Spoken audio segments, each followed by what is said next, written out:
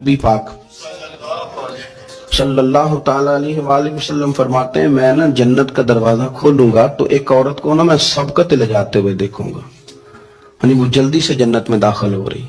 یا بعض شارحین کہتے ہیں کہ حضور داخل ہوتے ہی سب سے پہلے اس کا چہرہ دیکھیں گے.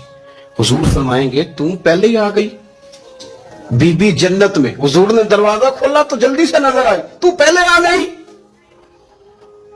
سب نے لکھا ہے کہ اس عورت کی شان یہ ہے کہ سب سے پہلے جنت میں گئی. میں نے حدیث پڑھی تو میں نے نیچے حاشیے میں لکھا، میں نے کہا میرا خیال یہ ہے کہ اس کی زیادہ شان یہ ہے کہ جنت میں اس کی سب سے پہلی ملاقات مدینے والے محبوب سے ہو گئی. یہ دیکھو کتنی بڑی شان. حضور فرمانے لگے تو کیسے پہلے ہی آ گئی، کون ہے تو؟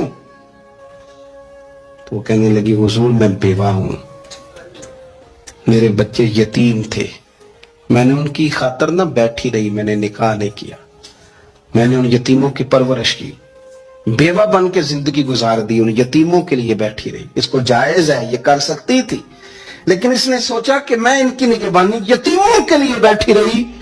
آج شان یہ ہے کہ مدینے والے کے لیے جب دروازہ کھلا ہے تو اس بی بی کو بھی رب کریم نے فوراً ہی جنت عطا فرما دی.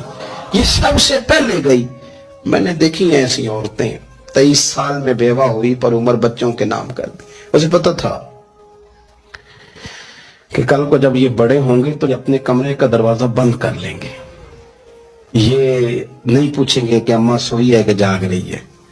ان کا آنا جانا الگ سے ہو جائے گا، ان کے تعلقات اپنے ہو جائیں گے، پر یہ بیٹھی رہی، یہ بیٹھی رہی. اس نے بچوں کو وقت دیا تو بچے تو کیا اس کو صلہ دیتے تھے، رب نے یہ صلہ دیا ہے کہ سب سے پہلے اسے جنت میں داخلہ عطا فرمایا.